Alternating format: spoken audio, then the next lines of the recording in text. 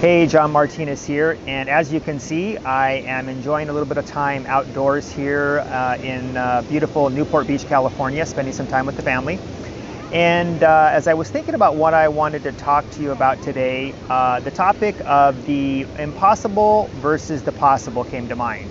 And I want to start this segment off with a story of a gentleman by the name of Roger Bannister. Roger Bannister was a track runner. And up until 1954, no one had ever broke the 4-minute mile. That was like the holy grail in running. And on May 6, 1954, Roger Bannister actually beat the 4-minute mile. He was the first man to do so in history. What's interesting is after he did it, there was social proof of it being able to be done. And a mere 46 days later, another man by the name of John Landy also broke the 4-minute mile.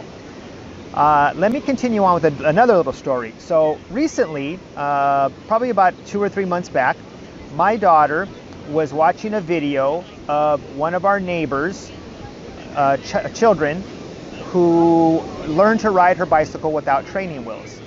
Now, this neighbor friend of Zoe's is a year younger than Zoe. And this happened, they were away out of town traveling, and the mom had put a video of their daughter riding her bicycle without training wheels. And so when I showed that video to my daughter immediately made me go outside into the garage, take the training wheels off of her bike, and work with her to ride her bike without training wheels. In a mere 1 hour, she was riding her bike without training wheels. So again, she saw the social proof that it could be done, and so she therefore immediately knew that she could do it. The story actually gets better. So that same weekend, when I was outside teaching my daughter to ride her bike without training wheels, the little boy next door that lives next to us, who is my daughter's age, sees Zoe riding her bike without training wheels, and immediately, within just a few hours later, he is now riding his bike without training wheels. So again, this just goes to validate the power of social proof. Now, why do I talk about all this stuff? Believe me, it does pertain to your business. So think about this.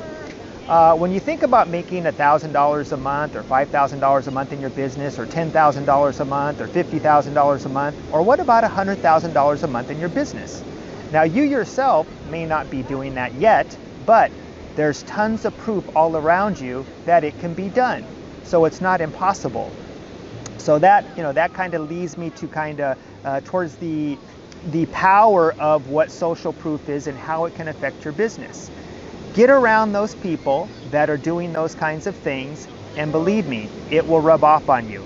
As soon as you see other people close to you that are achieving those types of results, you will then believe that it is possible for you.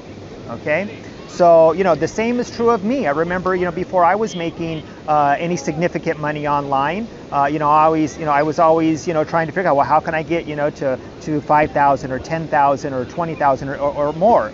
And, now that happens, on a regular basis. Just last week, I hit over 10 grand in 1 week. So it just goes to show you, I'm nobody special. These other people that are out here doing these kinds of things, making this kind of serious money, they're no different than you or I. So just keep that in mind. Believe in yourself. There's proof all around you that all these things are possible, and you can do it too. So I want to wrap up here with you today to spend some more time with my family. Hopefully you got some value out of this quick message, and I will see you on the next video. Bye for now.